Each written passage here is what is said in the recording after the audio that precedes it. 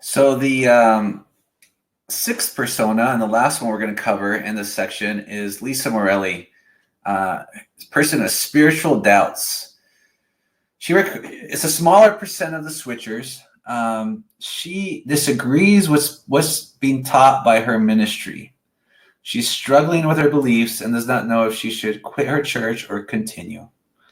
She's open to looking because of this disagreement. So there's different levels of Lisas. You got to understand that. There's a Lisa that just doesn't know how to work and get along with people, and she hides from debate, or might not want to ask questions to get answers. So that's one type of Lisa. The other type of Lisa that fundamentally doesn't believe what her church is believing, and she has a different view and looking to switch. So we're going to cover that. It's by far a minority of those looking to switch, but it's an important one to discuss. When you look at Lisa and look at what criteria is important to Lisa when selecting a church, to her, she has what emerges in this user. The quality of sermons are really important, because for her to disagree, she is there to learn, and the style of service is important to her. Those are critical. But two things that emerge, and those two are same. The two quality sermon and style of service are similar between many of the personas we talked about. But she has a problem with the old church. So there is something that didn't go right with the old one. So she wants to figure that out with a new one.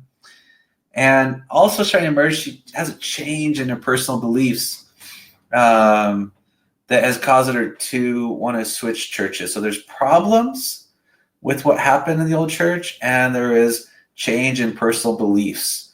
So those are the two driving factors that I think different from the other people that fit Lisa's category. Now, when you look at Lisa, and this is something that is good to understand. So there's 4 different types of Lisa. I don't have percentages with who equates to who.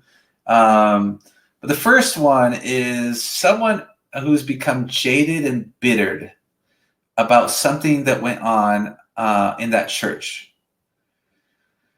She will talk to a lot of people about what happened. Oh my goodness, I can't believe it. What did he say, or what did she say? But she will never talk to the source to address the issue. And in this case of Lisa, there's a personality issue where she feels more comfortable complaining or talking to other people in a negative way about something, but she won't go to the source. When you bump into this kind of personality, what is hard about it is that if she goes on to another church, it may happen again. So this is a personality issue of an issue that you need to deal with and help her solve, so that you can help her know how to deal with these situations. It will help her in her marriage as well. So that's one form of helping Lisa out. The second type of sub-persona, I'll call it, to Lisa is often, if we take a moment to consider the root cause of disagreement, we may discover that our differences are simply preferences and not primaries. So we look at this one and say, there was a disagreement. She didn't really agree with everything we said, but she may reflect about it and think through it and then be like, oh, that wasn't so different. I did understand what that meant. So that was that Lisa will probably stay within the church she's at. She'll have this initial disagreement, but after she works it out, she'll think through that. The third type of persona is she goes to the source of the disagreement and still disagrees. So you'll find, in this case, when Elisa hears a point of doctrine and she's like, well, that's different than what my church thinks, she'll actually go to that preacher from her church and say, hey, I heard this new piece of doctrine and I don't completely agree with it. I kind of agree with it, but tell me what you think. So she will go to that source and she is going to hunt for that truth about it. The last person is seek an answer from God or godly friend who gives good advice.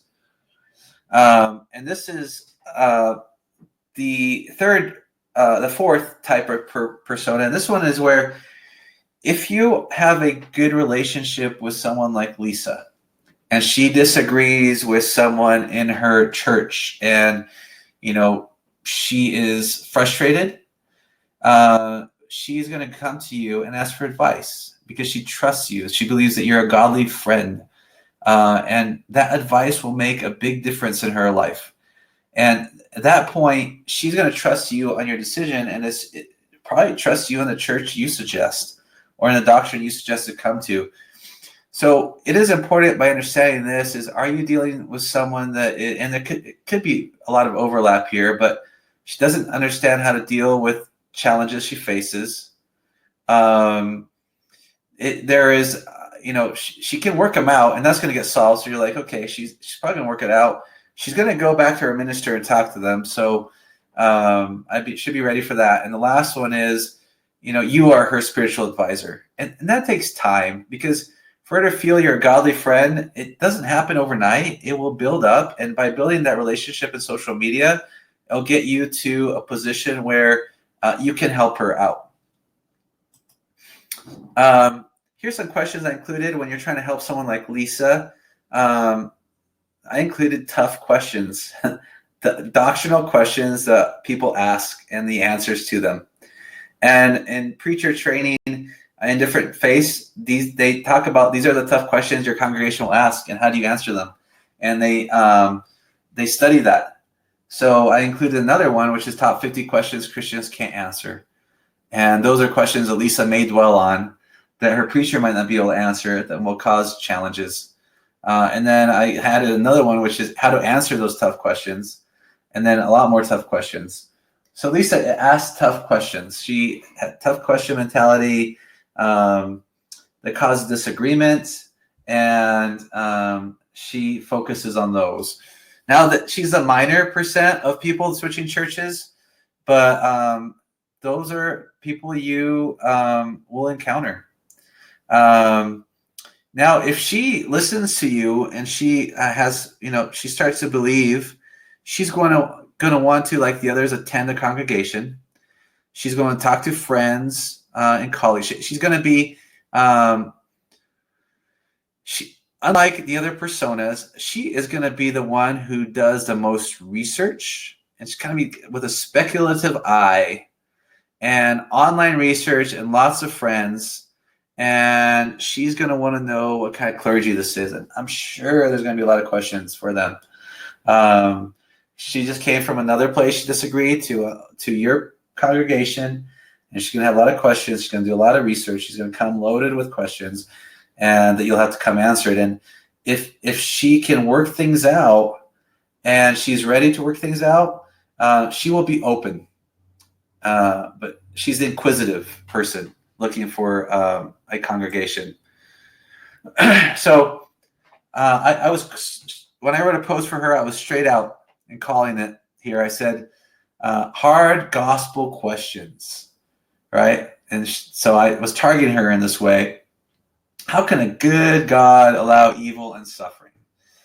So that might be a question that she could have disputed from one thing that her minister said. And then I said, struggling with your faith, we're here to help. Just reach out.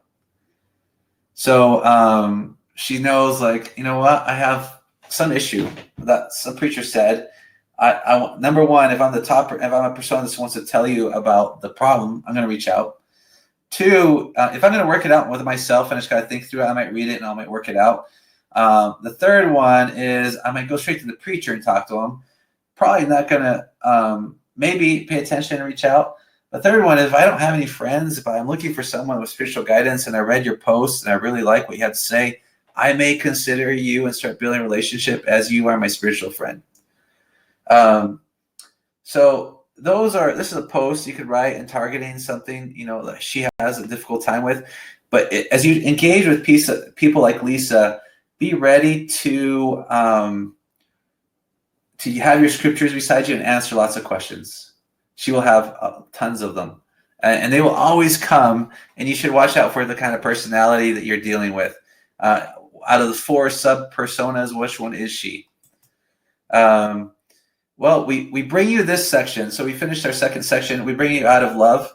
We're here in Idaho. We hope you can be an amazing missionary, and that this personas will help you target your effort, because if you can go in targeted, your post will get read by the right people and they will engage. And as they engage, you'll build new friends. And as you build new friends, you're going to be able to share the love of Jesus Christ and helping them out. That's what you want to do, helping them out and progressing them.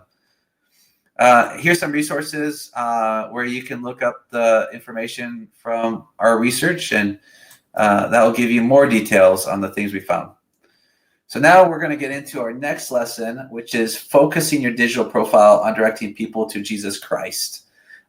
This is an important one because it's what they're going to read. The first thing they see after they see their post, they're going to check out your profile. So make sure you have a great profile.